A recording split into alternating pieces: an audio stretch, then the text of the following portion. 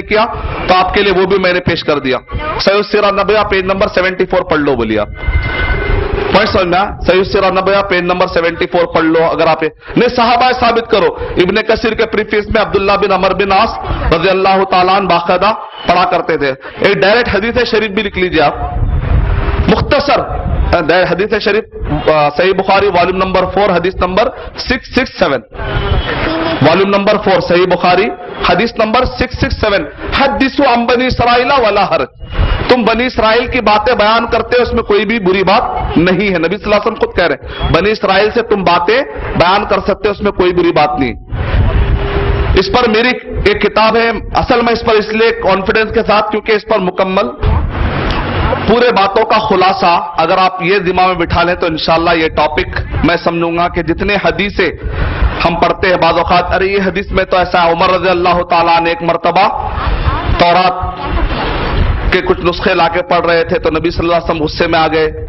फिर एक तरफ हमको ये रिवायत मिलती, दूसरी तरफ सही बुखारी की ये रिवायत मिलती है कि नबी सल्लल्लाहु अलैहि वसल्लम कह रहे हैं हदीसु अन बनी इसराइल वला हरज, कोई बात नहीं है, तुम बनी इसराइल की बातें बयान कर सकते हो। तीसरी तरफ कह रहे हैं जब अहले किताब तुमसे कुछ भी बात करें तो उनकी बातों को तुम मानो ना इनकार करो। हो सकता है कि उनकी बातें सही हो और तुम इनकार कर दो, हो सकता है कि उनकी बातें गलत हो और तुम मान लो, ना मानो ना तुम इनकार करो। तो ये 3 अलग अलग टाइप के आपको हदीसें मिल रही, ठीक है। तो इसका जवाब क्या है? इसका मुख्तसर मैं आपको जवाब इसलिए दे रहा हूं क्योंकि जिस वक्त पर मैं उमराबाद से पढ़कर आलिम बनकर निकला तो हमको एक बुक लिखना पड़ता है कोई ना कोई टॉपिक पर। तो उस वक्त पर मैंने टॉपिक लिया था कंपैरेटिव स्टडी जायज या ना जायज, वही टॉपिक लिया था। तो जब मेरी उम्र जो 19 साल थी, तो इस वजह से जरा मैं इस बारे में थोड़ा डिटेल में आपको बता सकता हूं इंशाअल्लाह, उम्मीद करूंगा, कोशिश करूंगा। अगर सही है तो अल्लाह का ताला की तरफ से, गलत है तो आप मुझे बताइए, इंशाअल्लाह मैं अपनी इस्लाह कर लूंगा। मैं आपको जो भी बात बता रहा हूं हवालों के साथ बता रहा हूं, क्योंकि ये किताब मैंने 19 साल की उम्र में लिखी थी। असल उसका टॉपिक था अल इसराइलियात, यानी ना सिर्फ बाइबल बल्कि यहूदी और नसरानियों के पास जो भी कॉमिक्स की शक्ल में है, तारीख की शक्ल में है, वो सारी चीजें हमने पढ़ी थी। पढ़ने के बाद उसमें से क्या चीज लेना और क्या चीज नहीं लेना, लेने के वास्ते क्या उसूल होना चाहिए, तो उसमें पूरा करने के बाद आखिरी में जो हमारे पास खुलासा था पूरे हदीसों के पास पढ़ने, उलमा की तशरीह जमा की हमने, ये हदीस की तशरीह क्या है, ये हदीस की तशरीह क्या है, ये हदीस की तशरीह क्या है, पूरा जमा करने के बाद फिर इब्ने तैमिया, इब्ने क़य्यिम रहमतुल्लाह अलैह, इनका जो अमल है कब लेना चाहिए और कब नहीं लेना चाहिए, तो उसका मुख्तसर इब्ने कसीर रहमतुल्लाह अलैह ने बड़े बेहतरीन अंदाज में 3-4 लाइन में खत्म कर दिया। कहा कि जो बातें कुरान और हदीस से टकरा रही हैं, क्या वो बातें ले सकते हैं, क्या वो बातें आप कोट कर सकते हैं? जरूरत ही नहीं, टाइम वेस्ट क्यों करेंगे हम? वो हदीस फिट आएगी। यानी कि उमर रज़ी अल्लाह ताला अन्हु जिस वक्त पर पढ़ रहे थे तो उस वक्त पर तो नबी अकरम सल्लल्लाहु अलैहि वसल्लम बिल्कुल गुस्से में आ गए। उससे क्या पता चलता है कि कोई भी चीज आपको नहीं लेनी चाहिए, लेकिन नबी अकरम सल्लल्लाहु अलैहि वसल्लम का क्या जुमला है कि तुम बनी इसराइल की बातें बयान कर सकते हो। इससे क्या पता चला, जो चीजें टकराती हैं या उसको शरीयत समझ के पढ़ रहे हैं अगर आप, या ऐसा पढ़ रहे हैं जैसा कि कुरान के साथ साथ उसका मर्तबा भी बराबर है, अगर ये नियत है तब तो जायज नहीं है। लेकिन नबी अकरम सल्लल्लाहु अलैहि वसल्लम की एक हदीस को लेकर दूसरी हदीस को छोड़ देना यह तरीका सही नहीं है। मुहद्दिसीन कहते हैं एक हदीस को छोड़ दे रहे हैं, एक हदीस को ले रहे हैं, यह तरीका सही नहीं है। 2 हदीसों को तत्बीक कहते हैं। तत्बीक का मतलब क्या है? कोशिश ये करें कि हदीसों को जमा करके अमल करने की कोशिश करें। तो हम कहेंगे कुछ हदीसों में जो मना का मतलब है, जो रुकाया गया है, उसका मतलब निकलेगा, उसको शरीयत समझ के मत पढ़ो। बिल्कुल ज़ाहिर, मुसलमान क्या शरीयत समझते हैं इसको? शरीयत हमारे लिए सिर्फ कुरान और सही हदीस है बस, और नबी और सहाबा के तरीके के मुताबिक उसको समझना है। उसको शरीयत समझ के पढ़ेंगे तब तो गलत है। और जो बातें कुरान और हदीस से टकराती हैं उसको पढ़ना या उसका प्रचार करना या उसका अकीदा रखना या उसका मानना, ये सब भी गलत है।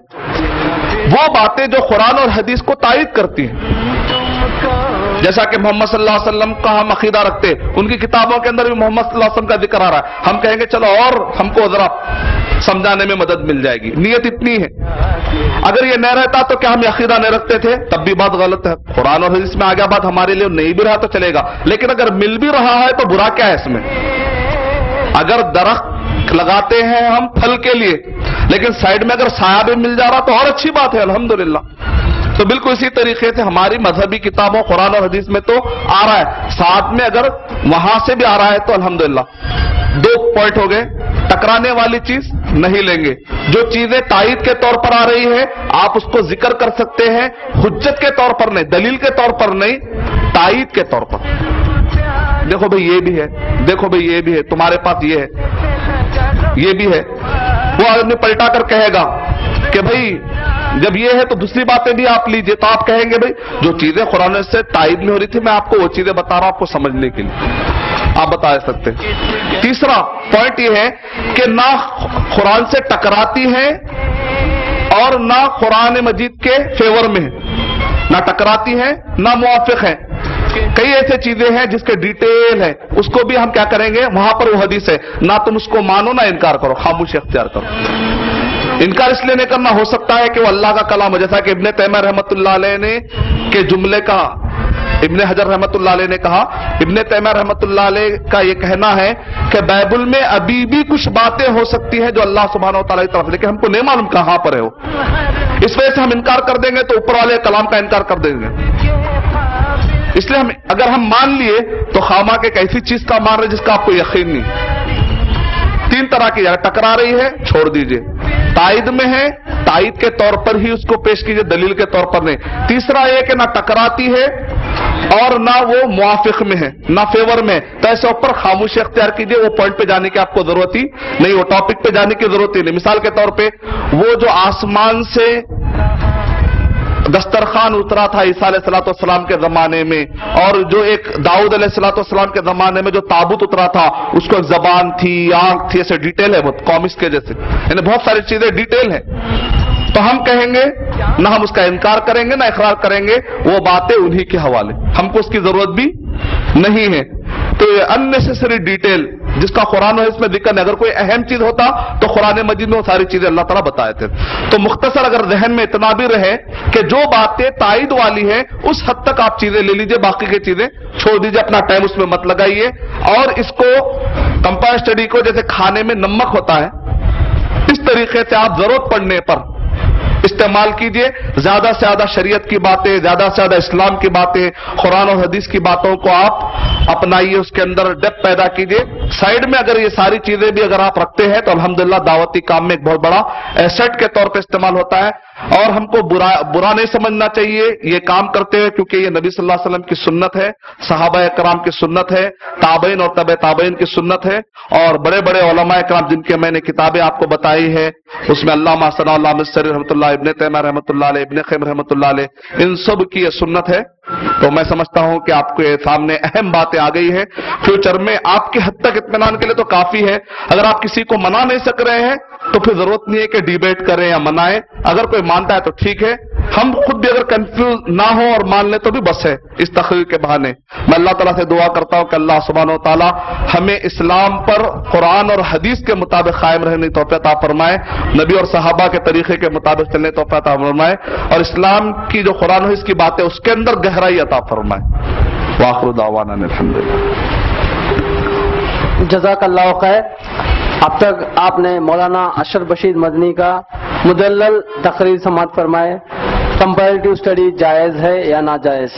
الحمدللہ میں اللہ سے دعا کرتا ہوں کہ اللہ سبحانہ وتعالیٰ مولانا کو صحت دے، قوت دے اور عمر دراز فرمائے، کہ آپ نے اسی طرح کے مدلل تقریروں کو اسی طرح کے مجموعوں میں آپ بیان کرتے رہے، آمین۔ تو ابھی جو ٹاپک ہوا ہے اس کے اوپر آپ لوگوں کے کوئی سوالات ہے تو اس کو لیے جائیں گے۔ تو سوالات کے اس سیشن کو آسان فرمانے کے لیے تو آپ کو کچھ میں اس کے تعلق سے کچھ نصیحت کروں گا کہ جو بھی سوال کرنا چاہے وہ مائک پر آئے، جو سوال کرنے کے لیے مائک ادھر انتظام کیا گیا ہے، اور اس مائک پہ آپ کا نام اور کہاں سے آئے اور آپ کی ایجوکیشن یا کوالیفیکیشن یا آپ کا آکوپیشن کیا ہے، بزنس کیا ہے، وہ اس کے اوپر بتائے، اور اس کے بعد آپ کا سوال صاف صاف لفظوں میں اردو میں پوچھیے، اور ایک وقت میں ایک ہی سوال کیجیے، اور آپ یاد رکھیے کہ ٹاپک پہ ہونا چاہیے، آؤٹ آف ٹاپک نہیں۔ اگر کوئی دوسرے مسائل ہے، مسئلے آپ بعد میں اگر پوچھ سکتے ہیں تو خاص کر کے اس عنوان پہ آپ پوچھنا چاہیے ابھی جو سوال جواب ہوں گے۔ اور جس کسی کے پاس فون وغیرہ ہے تو انشاءاللہ اس کو سوئچ آف کر کے رکھیے۔